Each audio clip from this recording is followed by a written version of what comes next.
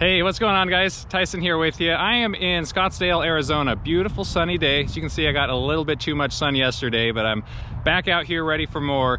We are continuing to check out Espin Bikes today, and I'm here with Josh Lamb, co-founder of Espin Bikes. And we've also got Bobby here, who is the owner of Fat Rides USA, soon to be Electric Bikes of Scottsdale. Yeah. So that's a great name change, by the way. Good call there. The bike we're looking at right now, this is the Espin Sport. And as you can see, it's high. Well, we call this a mid step usually. Some folks will call it a high step. So you got a little bit more of a forward riding position, not quite aggressive like a mountain bike. It's a good middle ground between those two. This is an awesome commuter bike that's got a suspension fork. As you can see, we've got 100 millimeters of travel here. This is a coil fork, so you've got preload adjusters on both sides. That helps out to soften up the ride a lot. And of course, you could also add a suspension seat post on the back here, especially if you wanted to do maybe a little bit of mixed trail riding. And this bike does come in a step-through format, and this is that frame right here. And this is a different model with Espin. This is the Flow versus the Sport, what we've got over here, but the frame is really the only different thing for these two bikes. The rest of the components are the same, same tires, same motor, same drive group set. Now you get only one frame size for this bike, but that's pretty adjustable. So 17-inch is what the frame for this one is, and the seat tube, the seat post in particular, has a huge range on it. I was able to raise that all the way up and actually get full extension for my legs. I'm pretty tall at 6'3", so that is an awesome thing to see that it fits that well without having to get an aftermarket seat post or anything like that. And of course, if you're on the shorter side, or maybe you wanted a little bit more comfortable of a ride, a little bit more upright, then that's where you have the Flow, of course. Nice step through, very approachable. You get that same range in terms of the seat post, so you could still raise that up really high and elevate those handlebars a bit if you're a tall rider, but you really like that upright riding style. And you get a couple different color options for each bike. Here on the Sport, you can choose between this one. This is the Cobalt Blue, which I like a lot. That's an awesome shade of blue, or you can go with black for that. And then looking at the Flow, you can do this. This is the Smoke Gray, or you can do black on that as well. So a couple options there. I like the Smoke Gray a lot for the Flow. It's great for visibility. So if you do a lot of night riding, having that light colored bike can really help people to see you a little bit easier. Moving back over here to the Sport, let's take a look at the drivetrain here since we're here. We've got Shimano Altus group sets here. This is an 8-speed 1x8. We're looking at, I think it was an 11 to 30 tooth on the cassette here. Shimano Altus is a step up in terms of quality. So you've got Tourney, that's, you could say, their entry-level component, and then Altus is a step above that. 1x8 with a 42 tooth steel chainring in the front. We've got a nice plastic guard here, bash guard here. This helps to protect the chain, keeps stuff out of it, and then it also helps to keep the chain firmly on the bike. So even if you do maybe do a little bit of mixed trail or just taking it off curbs or something like that, you're not gonna risk the chain bouncing off. And you can see the cadence sensor through right here. So this is 12 magnet cadence sensor. That's great, high resolution. That's sort of becoming the standard for bikes now.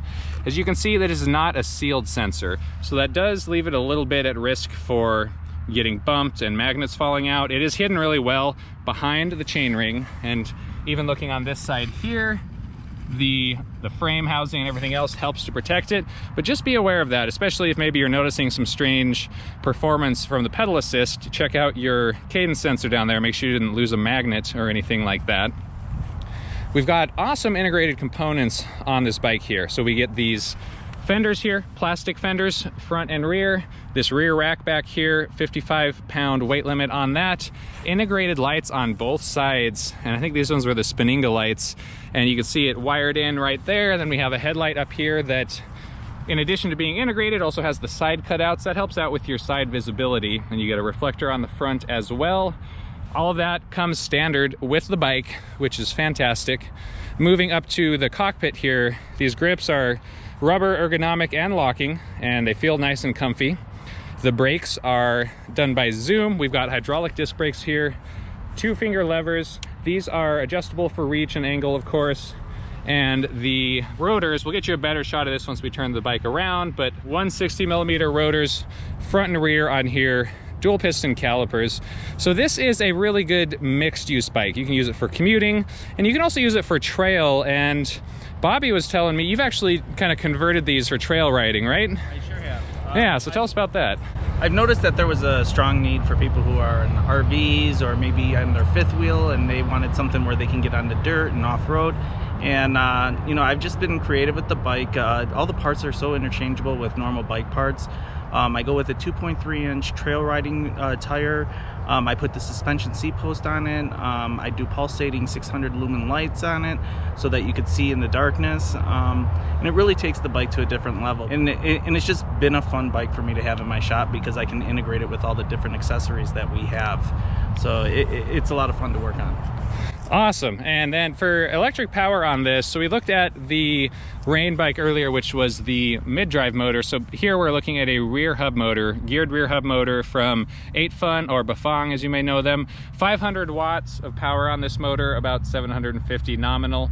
And so this is a little bit less torque than the mid-drive we looked at. So we're, you know, maybe, I think it was 55 Newton meters of torque, whereas the mid-drive was capable of 80. But this one is twice as powerful with 500 watts. And so you'll definitely notice some more power, especially once you get going. These hub motors like this are what we call more peaky rather than torquey. So you don't feel a huge kick right at the start, but once you start to get a little bit of speed going, they really kick in and you can get up to a much higher speed.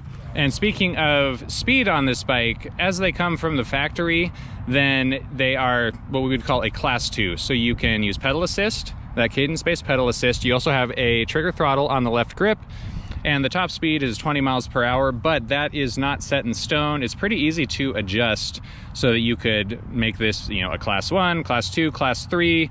And if you wanted it class 3, that's pushing the top speed up to 28 miles per hour, what we'd call a speed pedelec. And that's a good thing to be able to adjust. And Bobby, you were saying you'll adjust that for customers, you know, just ask them what they want and maybe explain it to them a little bit, right? Yeah, for safety purposes, I like to let them know, you know, most states it's pedal assist, throttle, class 2 up to 20 miles an hour. But if you have that where you want to open it up, we'll open it up. I'll explain, you know, some of the risks in doing so, and it's a little more taxing on the motor, but absolutely. And that helps out too, just on cutting the time down on your commute. If you do a long commute on a regular basis, bumping up to class 3 can really be a time saver for you. And just be aware, we're talking about these classes in reference to the laws here in the US. So if you live in another country, make sure you know about what the regulations are there. And Josh, you guys, do you only sell in the US, is that right? Or do you ship? Yeah, we sell only in the US right now. Okay, and free shipping too, right? On the lower 48? We do have a new dealer in Canada, but not as much yet. Okay, soon. Awesome. All right, so moving back to the bike here to check out the rest of our components here. These are some standard size tires on here. We're looking at 27.5 by 1.95 inches. These are the Kenda Comfort tires, so a range of 40 to 65 PSI on these. So they are missing the integrated reflectors on the rims, and then also we don't have any reflective striping on the sidewalls. So I would recommend adding at least one of those for you guys, especially if you ride at night, since the side visibility is the most important for staying safe. And then depending on where you live, you may want to add some puncture protection since you don't get any by default here. Now for me, I live in Colorado, and then we're here in Arizona. We've got lots of goat heads, or what you might know as sand spurs, and so it's pretty much required to have some kind of puncture protection here. But other places, it is not nearly as much of a big deal. So just be aware of that if you are going to get one of these.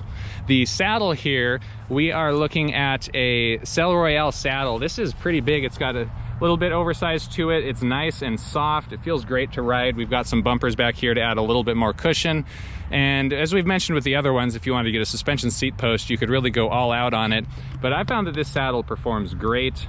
And you know, unless you're doing some really long distance rides, then you don't need to get too crazy there. And as you can see, we've got some really clean integration of the electronic components here. We've got sort of a hybrid here with some cables running down right here, but then the rest running through the frame here. Keeps it looking nice and clean. And look at the battery here. That is just beautiful. Fits perfectly into the down tube.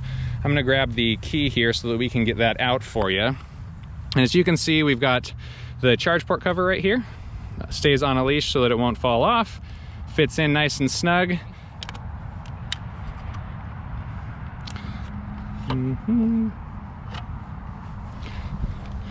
So here we go, and this one was, I do believe it was 7.1 pounds for the weight, no, 7.7 pounds for the weight on this. And this is a very high capacity battery. We're looking at 48 volts and 14.5 amp hours, which gets you about, I think it was about 672 watt hours.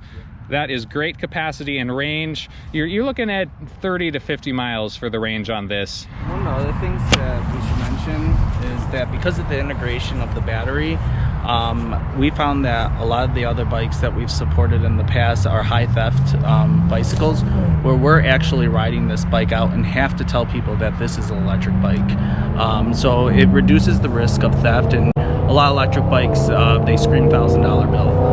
And with the Espin, it's one of the nice integrations that they have, that it looks like a standard bike as you're riding it down the street. And when it's parked, not a lot of people see that exposed battery or feel the need to take it, because you have obviously your motor in the hub, and then you have the integration into the frame. And moving on up into the cockpit here. So we're going to fire this up. We've got the control pad over here on the side with the power button and then plus and minus. So hold down power to turn that on. Monochrome LCD screen here, very easy to see in broad daylight. I don't even have to shade it really for you guys to be able to see that. Love the visibility. We've got the battery meter here, 5 bars on that. Not as precise as a percentage, but it gets the job done, lets you know where you're at. So we've got your speed up here, that's your current speed, pedal assist level. This one you can go all the way down to 0 or all the way up to level 5 for your pedal assist. And then you can also quick press the power button and switch to see your average speed, go up to your max speed, and then of course back to the start. And you do get a walk mode here. Hold down the minus button here and that will enable walk mode for the rear wheel. Really handy if you just need to walk your bike for a bit. Maybe you're carrying some groceries in your hand, or you're walking with a friend or something like that, or just walking up a hill, and that makes it awesome for not having to push the bike around. And then you can hold down the plus here and that will turn on your headlights. So you'll see you get the little headlight indicator there. Light turns on up front. This is a nice bright light. It does a good job of lighting up the road in front of you. Unlike some lights on bikes where it's really just more about safety visibility. People can see you, but you have some trouble seeing the road.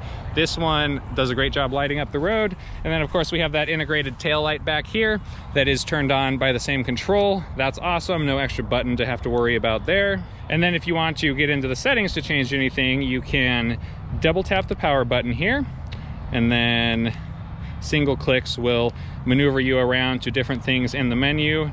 And as you guys can see, these ones are not as clear as the color screen that we were looking at earlier on the Rain. And so don't go crazy and jump in here and change a whole bunch of things. This is the kind of thing where you'd want to, maybe let a dealer help you with that, or get the manual for it before you go changing stuff. But you probably aren't going to have to do that, because these bikes, they come set up and ready for you to ride. It's not like you're going to have to program in the wheel size before you can get started. And moving around the cockpit to check some other stuff out here, we've got the Shimano shifters here. As we mentioned, these are the Shimano Altus, step up from the tourney entry level. 1 through 8 here, we got the gearing readout window, and these are trigger shifters. So you can pull to shift up, or you can use the push to shift down, and you can dump up to 3 down at once if you need to, if you have a hill that snuck up on you out of nowhere. We'll get you guys a good look at the braking system here. So these are those Zoom hydraulic disc brakes, dual piston caliper. You're looking at 180 millimeter rotors on the front and the rear. Fantastic stopping power, and really quiet on these brakes too. I was impressed. They feel great. For the levers up here, you're looking at 2-finger levers, adjustable for reach and positioning on those, of course. And a good look at the front fork on here too. This is a Suntour, of course, the XCT ATB fork here. This is a coil fork. You got adjustments for preload on both sides, 100 millimeters of travel, so that's pretty handy for especially city riding and the types of bumps that you would encounter there. Now, even though we didn't review the first generation of the Sport model, this is the second generation here, and so there's some things that have changed with the battery being top mount on the tube instead of on the side, getting fenders, that kind of stuff. And I've been talking with Bobby. You're saying that you've kind of helped to make some of that happen. You've given Josh some feedback and stuff, and so how long have you been carrying the Espin in your shop? Since last year. A lot of the credit goes to Josh. He goes to these factories. He's able to speak the language. I mean, it's very different than anybody I've ever worked with. But over the years, we've talked about some things like, I'm like, hey, if I need to be competitive or if I'm going to be selling with some of these other bikes, I need to see this. Or I'm hoping that in the future we'll see maybe a 500 watt motor, maybe we'll see a 14 amp hour battery, 48 volt, integrated lights, fenders, and honestly, those are things that Josh had already in the pipeline and was thinking about. But that feedback and what's great about them is it's so approachable. And yeah, that's an awesome connection to have, the dealer connection, and that's something that I think they're doing very well using the hybrid. They have some dealers, they also go direct to consumer, but they're listening to their dealers, and it's in two different areas. There's listening to your dealers about what the customers want and giving them that, but it's also listening to the dealer for, is the bike easy to work on? Is it really a pain for some things? Making some changes for that. And then Josh, Bobby mentioned that you speak the language for so you speak Mandarin, right? So that's got to have been really helpful for just setting up the factory and production side of things. What's been your, I guess, experience with Espin for factories? I think you guys changed from China to Taiwan or something like that. Do you want to tell us about that? When we initially started, we had our factory in China. I used to live in Shanghai for 5 years, so I'm able to, I speak Mandarin fluently, so I'm able to connect with the factory workers, the factory owners on a different level that most people can't, just because I can connect with them and I can get my meaning across without having to go through a translator. So we were in China before. We've since moved over to Taiwan, partly because of the whole tariff situation and the tariffs that are going to be slapped on for all the bikes that are produced in China. So a lot of the bikes that are still produced in China, which is why you see the prices getting raised. Our prices are not going to be affected at all because I was able to move to Taiwan. It's awesome. And speaking of not raising prices, I think the price hasn't gone up for any of your models as you've gone up to your second generation. So you've added more components, you've made them better, easier to work on for the dealers, kept the price the same. That is awesome. Supply chain is very complicated. So as we learn and grow, we learn how to make things more efficient, and that's where our cost savings come from. So that's awesome when you look at all of the integrated components that you get along with it. And speaking of stuff you get with the bike, check this out. So I've got the toolkit here. This comes with the Sport bike. Pull this out here.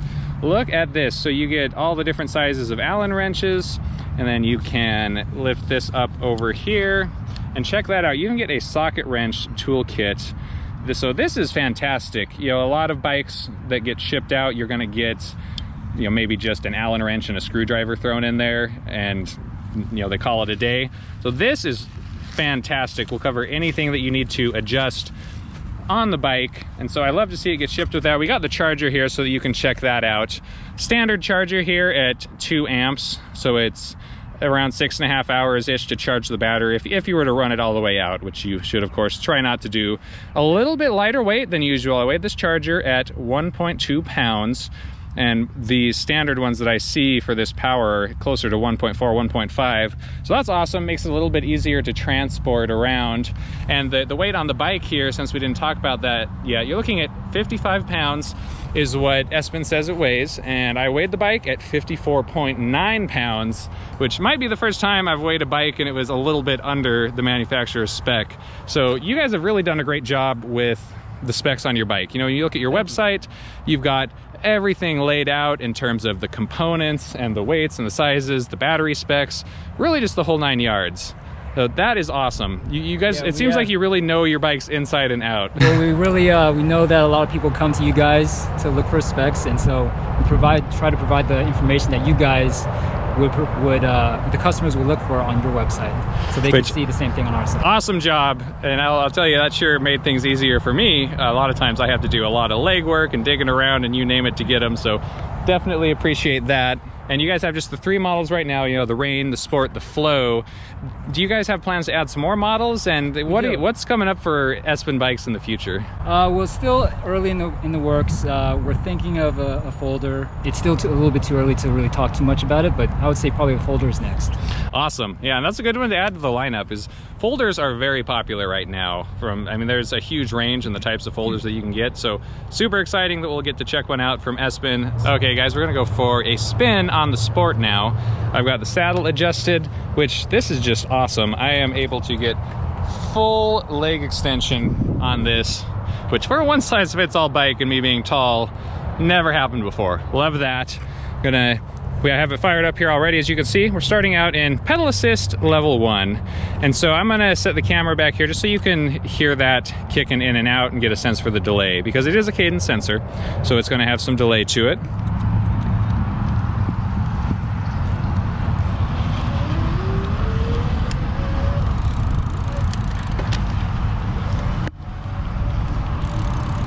You can definitely hear that delay. You know, standard cadence sensor right there. It'll have a little delay on the start and on the stop, which is why, of course, it's great to have that twist throttle, or excuse me, that trigger throttle on the left grip.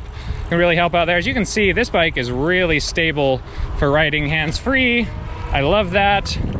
We're going to slow down here, brake test, and show you what the throttle can do. So we're in 5, we're all the way cranked up to the highest level of assist now. Just slow down to pretty much a stop. Then when we hit that throttle, a little bit slow to start, but then you can really feel that power kick in.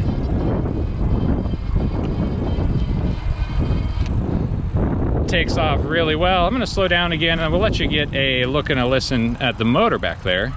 It's, you can hear it for sure, you know, geared rear hub motor, but not nearly as loud as I would have expected. Let's get adjusted here.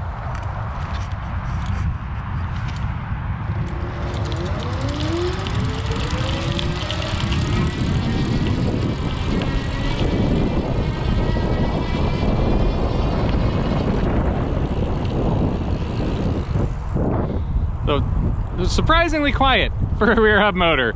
Not too bad at all. And that was the time it took to get up to 20 miles per hour, the limit that's set on this bike currently. I'm gonna switch over here so that you guys can get a look at the shifter in action.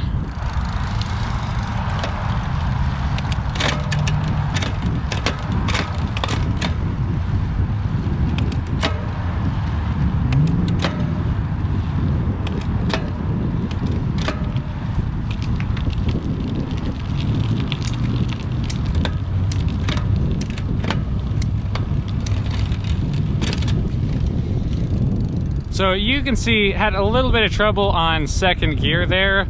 Now this is a new bike. It hasn't been, I think it hasn't actually been fully set up and properly tuned in the back there. You know, it's a Shimano system, so I have no doubt that we can fix that without any trouble. All right guys, that does it for today. Thanks for hanging out with me while I was checking out Espin bikes. If you've got questions about these bikes, or you own one, maybe you've gone for a test ride, anything like that, chime in the comments section here. We've got a full written review back to ElectricBikeReview.com, specs, measurements, you name it. So check that out. We've got a forum there too for Espin bikes, so you can connect with other riders and share your thoughts, maybe get some help if you need it. All right guys, thanks again, and we will see you next time.